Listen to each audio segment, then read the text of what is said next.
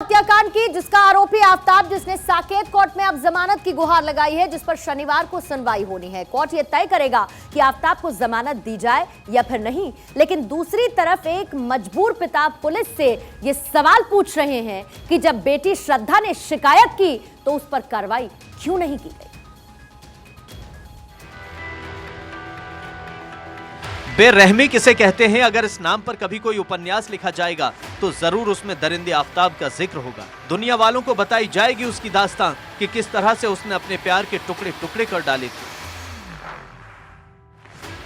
अब इसी बेरहम आरोपी आफ्ताब पूनावाला ने जमानत के लिए दिल्ली के साकेत कोर्ट में अर्जी दाखिल की है। पुलिस पूछताछ के बाद आरोपी आफ्ताब न्यायिक हिरासत में है। उसकी जमानत याचिका पर शनिवार को सुनवाई होनी है, लेकिन उससे पहले इस बेबस पिता को सुनिए जिसने श्रद्धा की शिकायत पर कार्रवाई न करने वाले पुलिस प्रशासन पर सवाल खड़े किए। मजबूर पिता पूछ रहा है कि समय रहते अगर आफ्ताब पर प्रशासन का डंडा चला होता तो शायद आज उनकी बेटी जिंदा होती। तो कंप्लेंट की थी, उसके बारे में मुझे कुछ जानकारी चाहिए थी। उसी बारे में मैंने उनसे कंप्लेंट की है कि वो हमें डैंग डिक्लेरेशन के लिए मुझे शायद आगे चल के केस के लिए काम आएगी, इसके लिए मैंने ये कंप्लेंट दी है। मजबूर पिता अब कर भी क्या सकता है। बीजेपी नेता किरीट सोमैया के साथ पुलिस कमिश्नर मधुकर पांडे से श्रद्धा के पिता मिलने पहुंचे, बेटी के इंसाफ की गुहार लगाई। दिल्ली में मेहरौली के जंगलों से मिली हड्डियों का डीएनए श्रद्धा के पिता से मैच खा चुका है। दिल्ली पुलिस के पास पुख्ता सबूत हैं कि जंगलों में मिली वो हड्डियां श्रद्धा वॉकर की ही हैं। हड्डियों की निशानदेही आफ्ताब ने ही कराई थी। उधर दिल्ली के राज्यपाल ने भी ट्रायल कोर्ट में श्रद्धा मर्डर केस के लिए स्पेशल पब्लिक प्रोसिक्यूटर की अनुमति दे दी है। आफ्ताब ने नार्को टेस्ट में हत्या की बात कबूल की है। अब निगाहें शनिवार को होने वाली सुनवाई पर टिकी हैं। गेंद कोर्ट के पाले में है, उसे तय करना है कि आफ्ताब को जमानत देना है या फिर नहीं। आज विजय दिवस है, देश विजय दिवस मना रहा है, 1971 में हुई जीत को याद कर रहा है। तो ऐसे में इस जीत के हीरो को कैसे भूला जा सकता है। प्रधानमंत्री मोदी ने जीत के हीरो रहे भैरव सिंह के बेटे से बात की। दरअसल भैरव सिंह बीते कुछ दिन से बीमार हैं और इस मुश्किल घड़ी में पीएम ने बताया कि देश अपने योद्धा के साथ खड़ा है। देश विजय दिवस के जश्न में डूबा है। दिन ही ऐतिहासिक है। भला 16 दिसंबर 1971 को कौन भूल सकता है जब भारत ने पाकिस्तान को धूल चटा दी थी। इस युद्ध में शामिल हुए एक बड़े योद्धा का नाम है भैरव सिंह। बीएसएफ के जवान भैरव सिंह कुछ दिन से बीमार हैं। सीने में दर्द की शिकायत के बाद जोधपुर में ऑल इंडिया मेडिकल इंस्टीट्यूट अस्पताल में उनको भर्ती कराया गया है। भैरव सिंह 1971 के युद्ध में जैसलमेर की लोंगेवाला पोस्ट पर तैनात थे और पाकिस्तान की सेना के छक्के छुड़ा दिए थे। उन्होंने कई पाकिस्तानी सैनिकों को मार गिराया था। पीएम नरेंद्र मोदी ने 1971 की लड़ाई के इस नायक से बात कर उनका हालचाल जाना। भैरव सिंह को सेना मेडल से सम्मानित किया गया था। फिल्म बॉर्डर में भैरव सिंह का किरदार अभिनेता सुनील शेट्टी ने निभाया था। लोंगेवाला का युद्ध 1971 के युद्ध में भारत के पराक्रम की सबसे बड़ी कहानी है। लोंगेवाला युद्ध में भारतीय जवानों के शौर्य और पराक्रम के किस्सों की सिर्फ भारत में ही नहीं बल्कि विश्व में काफी चर्चा होती रहती है। अमेरिका से एक दल ने आकर लोंगेवाला युद्ध का अध्ययन किया था, क्योंकि विश्व में युद्ध के इतिहास में डेजर्ट वॉर में भारतीय सेना ने जो पराक्रम दिखाया था वो अद्भुत था। बाइक और कार खरीदने के बाद लोग मंदिरों में पूजा कराते हैं, लेकिन तेलंगाना में अलग ही नजारा देखने को मिला। एक बिजनेसमैन ने हेलीकॉप्टर खरीदा जिसकी पूजा कराने के लिए वो मंदिर लेकर उसे पहुंच गए, जिसका वीडियो अब वायरल है। भारत में नए खरीदे वाहनों की पूजा कराने की परंपरा है। बाइक हो या कार हो, लोग खरीदने के तुरंत बाद सबसे पहले मंदिर लेकर जाते हैं और पूजा कराते हैं। लेकिन क्या हो अगर कोई हेलीकॉप्टर की पूजा कराने मंदिर पहुंच जाए?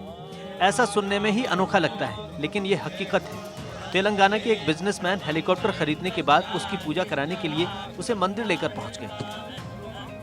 हैदराबाद से करीब 100 किलोमीटर दूर एक मंदिर में 3 पुजारियों ने हेलीकॉप्टर की पूजा की, जिसका वीडियो अब सोशल मीडिया पर तेजी से वायरल हो रहा है। करीब 47 करोड़ की कीमत के इस हेलीकॉप्टर एयरबस ACH 135 को प्रतिमा ग्रुप के मालिक बोयिनपल्ली श्रीनिवास राव ने खरीदा है, जो हेलीकॉप्टर को श्री लक्ष्मी नरसिम्हा स्वामी को समर्पित यदाद्री मंदिर में पूजा के लिए लाए थे और वीडियो सोशल मीडिया पर पोस्ट की थी। जैसे ही बोयिनपल्ली ने वीडियो पोस्ट की, उसके कुछ ही घंटे बाद ये वायरल हो गया।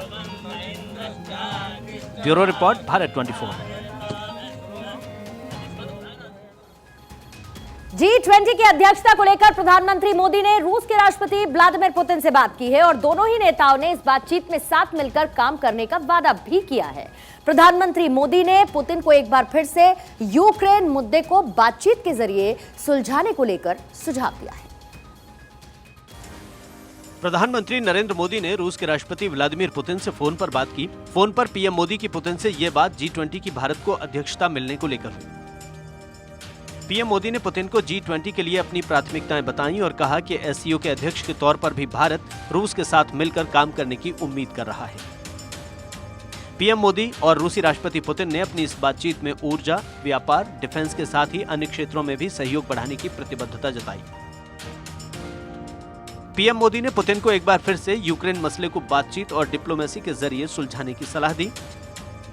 इससे पहले पीएम मोदी ने एससीओ समिट में भी पुतिन को यही सलाह दी थी और कहा था कि ये युग युद्ध का युग नहीं है। पीएम मोदी की इसी बात को बाली G20 सम्मेलन में प्रस्ताव के रूप में शामिल किया गया था। रूस के राष्ट्रपति पुतिन हाल ही में हुए बाली G20 शिखर सम्मेलन में शामिल नहीं हुए थे और उसके बाद से आशंका जताई जा रही थी कि पुतिन अगले साल भारत भी नहीं आएंगे। लेकिन पुतिन ने अपनी दोस्ती निभाई और ये कंफर्म कर दिया कि वो भारत में होने वाले G20 शिखर सम्मेलन में हिस्सा लेने के लिए पहुंचेंगे। यानी कि ये तो तय हो चुका है कि सितंबर में भारत आएंगे व्लादिमीर पुतिन, क्योंकि G20 शिखर सम्मेलन में हिस्सा लेना है व्लादिमीर पुतिन को, जिसके लिए उनकी भारत में मौजूदगी होगी। 9 और 10 सितंबर साल 2023 होगा जब दिल्ली के दौरे पर व्लादिमीर पुतिन रहने वाले हैं। इस सम्मेलन में वो शिरकत करेंगे। G20 की रूसी शेरपा स्वेतलाना लुकाश ने इस बात की जानकारी दे दी है, ये कंफर्म कर दिया है कि व्लादिमीर पुतिन इसके लिए मौजूद भारत में रहने वाले हैं। तो रूस और यूक्रेन युद्ध को लेकर इस बार अभी तक भारत रूस शिखर सम्मेलन का स्केड्यूल हालांकि तय नहीं हुआ। यह पहली बार है जब दोनों देशों के बीच शिखर सम्मेलन नहीं हो रहा है और इसके पीछे की वजह साफ है, रूस और यूक्रेन के बीच जारी युद्ध।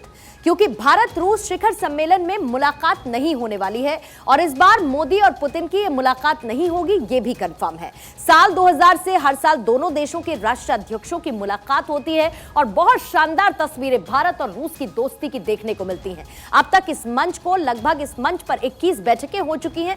दोनों देशों की बातचीत को लेकर इसे एक बड़े मंच के तौर पर देखा जाता है।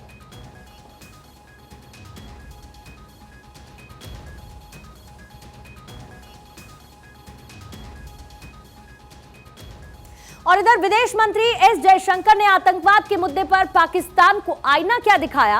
पाकिस्तान के विदेश मंत्री बिलावल भुट्टो बौखला गए और प्रधानमंत्री मोदी के खिलाफ आपत्तिजनक टिप्पणी कर दी। इसके बाद अब बीजेपी ने पाकिस्तानी एम्बेसी के बाहर धरना प्रदर्शन किया है और ये तस्वीरें कल भी देखने को मिलेंगी।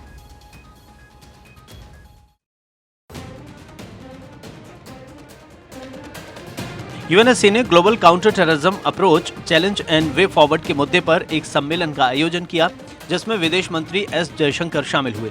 कार्यक्रम के बाद पत्रकारों के सवालों का जवाब देते हुए आतंकवाद के मुद्दे पर एस जयशंकर ने पाकिस्तान को आईना दिखाया। एस जयशंकर ने साफ शब्दों में कहा कि दुनिया पाकिस्तान को आतंकवाद के केंद्र के रूप में देखती है। पाकिस्तान को अपनी हरकतों में सुधार कर एक अच्छा पड़ोसी बनने की कोशिश करनी चाहिए।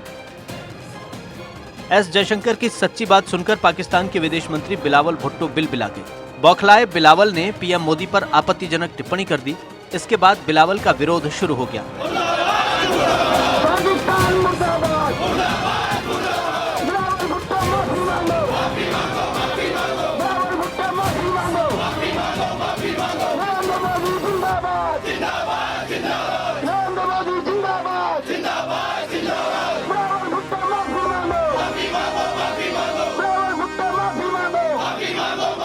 दिल्ली में बीजेपी ने पाकिस्तानी एम्बेसी के सामने जोरदार धरना प्रदर्शन किया और खूब हंगामा किया।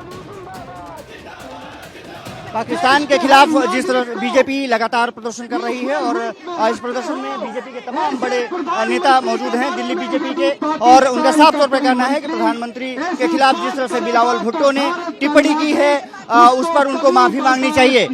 हमारे साथ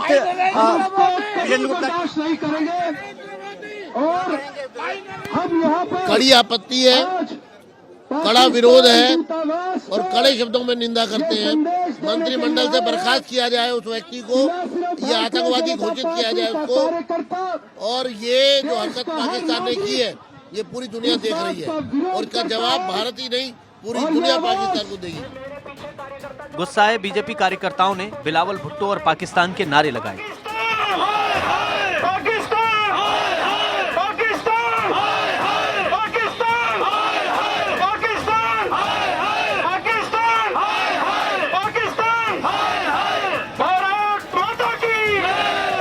माफी मांगने की मांग कर रहे बीजेपी कार्यकर्ताओं को पुलिस बैरिकेडिंग कर 3 मूर्ति पर ही रोक लिया गया, लेकिन उनका गुस्सा शांत नहीं हुआ।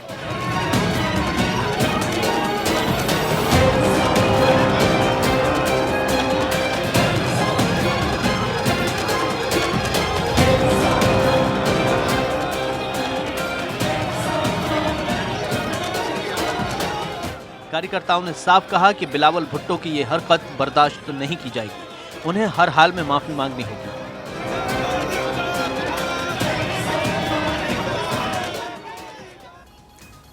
नौ दिसंबर को चीन और भारतीय सैनिकों के बीच झड़प हुई और इस झड़प के बाद भारतीय सेना के शूरवीरों ने चीन के सैनिकों को अपनी जमीन से वापस खदेड़ दिया।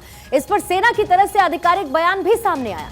सेना ने तो बयान देकर अपनी मंशा को सबके सामने स्पष्ट कर दिया, लेकिन देश में कोई है जो सेना पर सवाल उठा रहा है। विपक्षी दल इसे लेकर लगातार सियासत कर रहे हैं। तवांग के मुद्दे पर विपक्ष हमलावर है। राहुल गांधी मीडिया के सामने आए और तवांग के मुद्दे पर सरकार से कई सवाल पूछे। सरहद पर दुश्मनों को सबक सिखाने के लिए भारत पूरी तरह तैयार है। भारतीय वायुसेना के शूरवीर आसमान में मंडरा रहे हैं।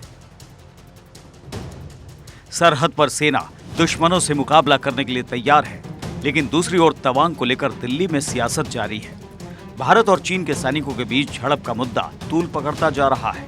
विपक्ष शीतकालीन सत्र में चर्चा की मांग कर रहा है, वहीं सत्ता पक्ष का कहना है कि रक्षा मंत्री की ओर से बातें साफ कर दी गई हैं।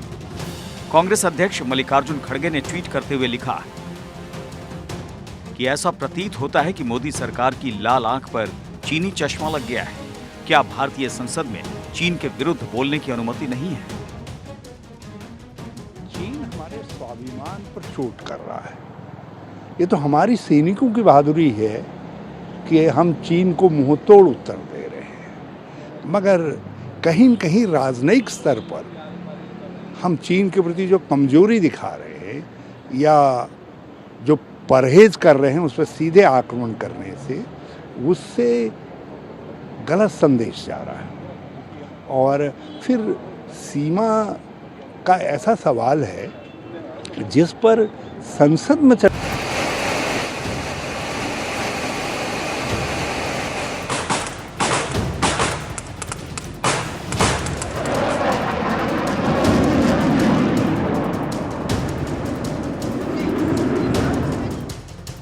सरहद पर सेना अपना शौर्य दिखा रही है। तवांग में चीन की चाल को भारतीय शूरवीरों ने नेस्त नाबूद कर दिया। तवांग में जो कुछ हुआ उसे दुनिया ने देखा। किस तरह से भारतीय सेना ने जिनपिंग के नमूनों को पीट पीट कर भगाया, ये बात किसी से छिपी नहीं है। 9 दिसंबर चीन के लिए काल बना जो हमेशा याद रखा जाएगा। Patrol had transgressed and which was contested very firmly and resolutely by our forces on ground, which led to some amount of physical violence, but I am happy to say that it was contained at the local level. तो सुना आपने कैसे भारतीय शूरवीरों ने चीन को सबक सिखाया, कैसे भारत के योद्धाओं ने चीन को खदेड़ कर भगाया, कैसे भारत ने पराक्रम की नई इबारत लिखी।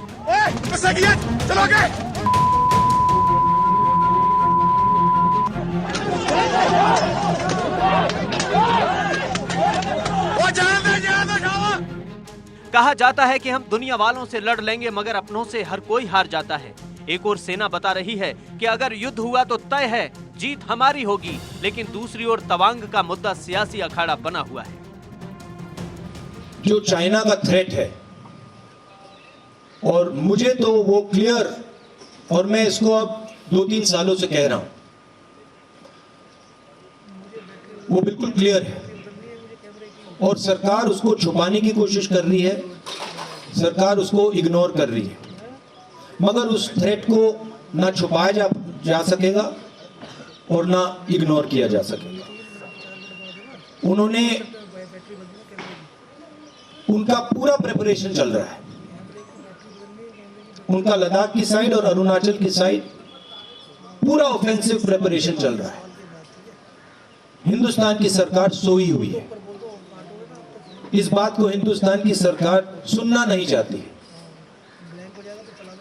मगर उनका प्रिपरेशन चल रहा है और प्रिपरेशन यूथ का है। सपने से किसको रोक सकते हैं? वो सपने देखते रहे, इट्स नॉट एन इशू, कोई प्रॉब्लम। सियासत सड़क से लेकर सदन में है। कांग्रेस अध्यक्ष मल्लिकार्जुन खड़गे ने आरोप लगाया कि राज्यसभा में उन्हें चीन के मुद्दे पर बोलने का मौका नहीं दिया जा रहा है। तवांग में झड़प के बाद वायुसेना की एक्सरसाइज हुई। ईस्टर्न सेक्टर में वायुसेना ने अपनी ड्रिल बढ़ा दी है। चीन को सबक सिखाने के लिए सेना के जांबाज एक्शन में हैं, लेकिन इस मुद्दे पर हो रही सियासी बयानबाजी ने विवाद की नई परिभाषा लिख दी है। खैर, विपक्ष है तो सियासत भी होगी, लेकिन देश में सियासत की चाल के बीच आपको चीन की चालबाजी भी बताते हैं। आखिर चीन हमसे चिढ़ा क्यों हुआ है, यह भी आपको समझना होगा, क्योंकि चीन एक लंबी तैयारी के साथ एलएसी पर तनाव बढ़ाता है। सबसे पहली नजर चीन की है सिलीगुड़ी कॉरिडोर पर, क्योंकि भूटान को इससे वो केटर करेगा। चीन की चालबाजी ये है कि चीन की नजर सिलीगुड़ी कॉरिडोर पर लगातार बनी है। आर्मी की भाषा में इसे अगर आप कहेंगे तो वो है चिकन नेक। इसे आर्मी की लैंग्वेज में कहा जाता है। इसको सिलीगुड़ी कॉरिडोर के बारे में आपको बताएं तो इसकी लंबाई है जिसको लेकर चीन हमेशा से चीन की नजरें उस पर बनी रही हैं, और नॉर्थ ईस्ट कट जाएगा अगर इस पर चीन का कब्जा हो जाता है तो। और यह है चीन की चालबाजी, जिसे हमने आपको समझाने की कोशिश की है।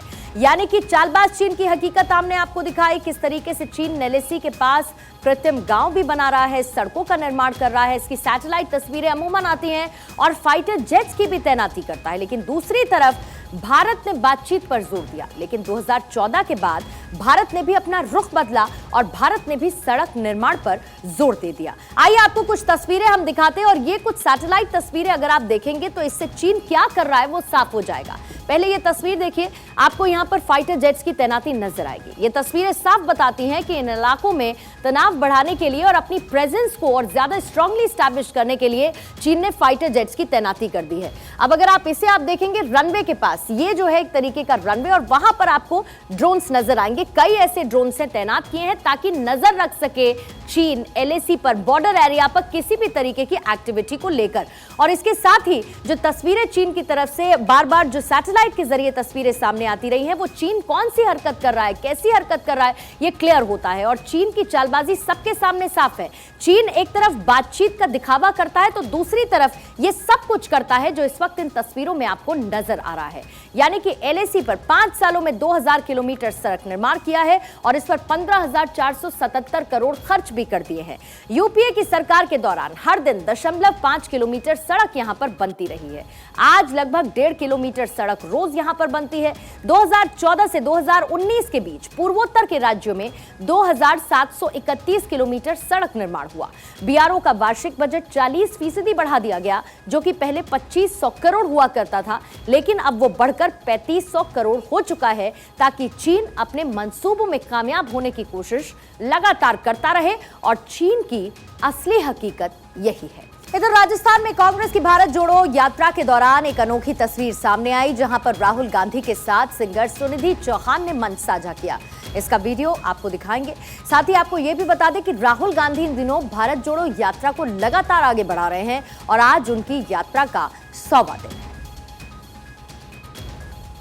ये तस्वीरें इस वक्त आप देख रहे हैं। हालांकि राहुल गांधी ने इस बात का भी जरूर जिक्र किया कि राजस्थान में बहुत अच्छे तरीके से भारत जोड़ो यात्रा का स्वागत हुआ है। एक प्रेस कॉन्फ्रेंस उन्होंने की और उससे पहले की ये तस्वीरें जब वो सिंगर सुनिधि चौहान के साथ मंच साझा करते हुए नजर आए। राहुल गांधी और कांग्रेस की इस भारत जोड़ो यात्रा के दौरान हर बीतते दिन के साथ अनोखी तस्वीरें देखने को मिली हैं, जिसमें से ये एक तस्वीर आज की और सामने आई।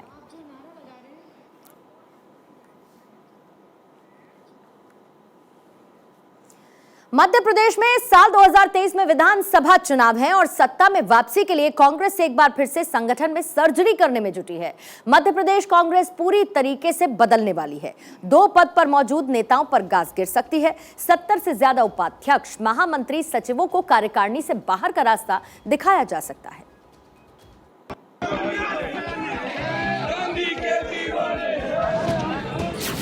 मध्य प्रदेश में बदलेगी कांग्रेस। 2018 के फॉर्मूले को 2023 में दोहराएगी कांग्रेस। राहुल गांधी की भारत जोड़ो यात्रा के बाद से ही मध्य प्रदेश कांग्रेस में खलबली मची हुई है। मध्य प्रदेश में 2023 में चुनाव है और कांग्रेस अभी से विधानसभा चुनाव की रणनीति बनाने में जुटी है। राहुल गांधी और मध्य प्रदेश कांग्रेस के अध्यक्ष कमलनाथ एक बार फिर से कांग्रेस को धार देने में जुट गए हैं। चुनाव से पहले मध्य प्रदेश कांग्रेस में बड़े बदलाव की तैयारी है। कमलनाथ मध्य प्रदेश कांग्रेस कार्यकारिणी में फेरबदल करने जा रहे हैं। पार्टी में सक्रिय नहीं रहने वाले पदाधिकारियों पर गाज गिरनी तय है। नई टीम में 40 से 50 पदाधिकारियों के हाथों में होगी चुनाव की कमान। कार्यकारिणी में अनुभवी नेताओं को मिलेगी जगह। 70 से ज्यादा उपाध्यक्ष, महामंत्री और सचिव होंगे बाहर।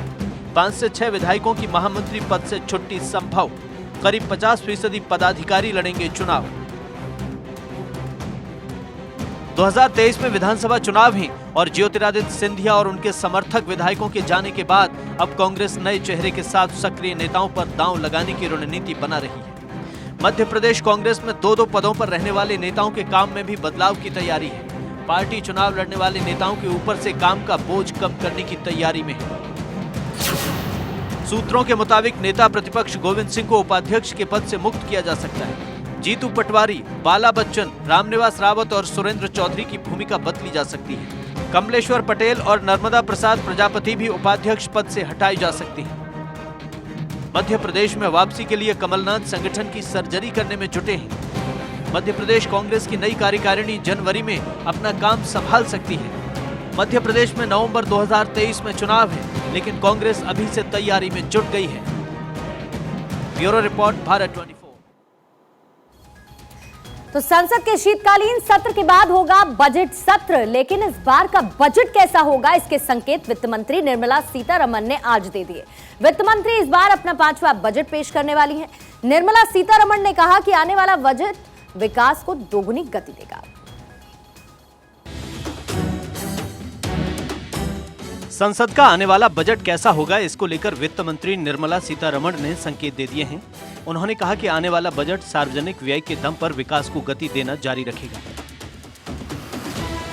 सीतारमण अप्रैल से शुरू होने वाले वित्तीय वर्ष के लिए 1 फरवरी को अपना लगातार 5वां बजट पेश करने वाली हैं।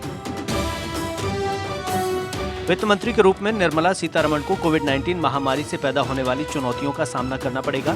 वित्त मंत्री ने बड़े पैमाने पर सार्वजनिक व्यय के कार्यक्रम चलाए थे। वित्त मंत्री ने मांग को बढ़ावा देने के लिए वित्तीय वर्ष 2022-23 के लिए पूंजीगत व्यय को 35.4% बढ़ाकर 7.5 लाख करोड़ कर दिया था, जबकि पिछले साल कैपेक्स 5.5 लाख करोड़ रुपए था।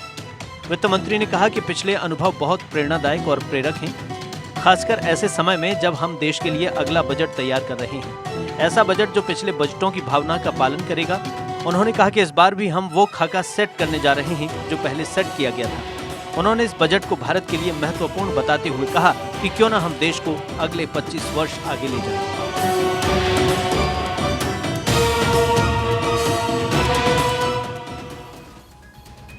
और अब बात जम्मू कश्मीर की, जहां पर कश्मीरी पंडितों ने सुरक्षा की मांग को लेकर विरोध प्रदर्शन किया। आतंकी संगठन कश्मीर फाइट ने लेटर जारी किया, जिसमें किसी सरकारी कर्मचारी को घाटी में नहीं बसने की धमकी दी है। सवाल कश्मीरी पंडितों की सुरक्षा का है, जिसको लेकर उन्होंने गुहार लगाई है। कश्मीर घाटी फिर से गुलजार हो, ये कश्मीर के दहशतगर्दों को बर्दाश्त नहीं है। अब एक बार फिर आतंकियों की गीदड़ भभकी सामने आई है।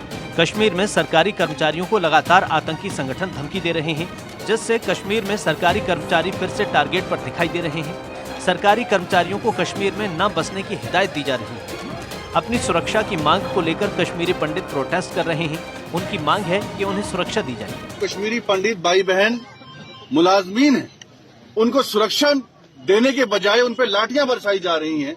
और यही सरकार जो है दावे करती है, फिल्में बनती हैं कि कश्मीरी पंडितों को इंसाफ मिला। 8 साल से कश्मीरी पंडित जो है। सर ये बात जो है, ये चीज़ गवर्नमेंट तक तो हम यही चीज़ पहुंचाना चाहते हैं। 219 दिन हो रहे हैं हमें आज एक ही डिमांड करते हुए कि हमारी जानों को सुरक्षित कर लीजिए, आप हमें यहाँ रिलोकेट कर लीजिए।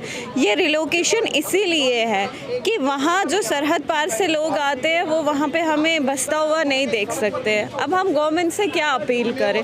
हम यही कह रहे हैं कि आप पहले जो वो जोन है आप उसे टेरर फ्री कर दीजिए घोषित। आप वहाँ से वो जो टेररिज्म से जितना भी है उस सबको निकाल बाहर फेंक लीजिए। हम वहाँ सर्विसेज देंगे, ज़रूर देंगे, लेकिन अपनी जान पे खेल के तो हम वहाँ नहीं जा सकते हैं ना।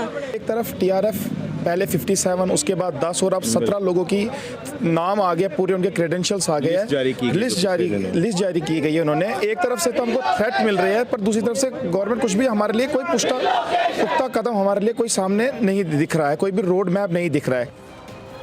आतंकी संगठनों का कहना है कि सरकार जो ट्रांजिट कॉलोनियां बना रही है उसे वे कब्रिस्तान में तब्दील कर देंगे। आपको बता दें कि जम्मू कश्मीर के उपराज्यपाल मनोज सिन्हा ने हाल ही में कश्मीर में बनाई जा रही सरकारी कॉलोनियों का जायजा लिया था। इसके बाद ही आतंकी संगठन की ओर से ये पत्र जारी किया गया है। आतंकी संगठन इन कॉलोनियों को इजराइल जैसा सेटलमेंट बताते आए हैं।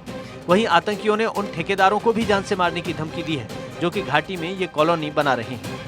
जान पर खतरा देखते हुए कश्मीरी पंडित प्रदर्शन कर रहे हैं, सुरक्षा की गुहार लगा रहे हैं। इधर सरकार ने भी कमर कस ली है कि घाटी में दहशत फैलाने वालों को बर्दाश्त नहीं किया जाएगा। Bureau report, Bharat 24।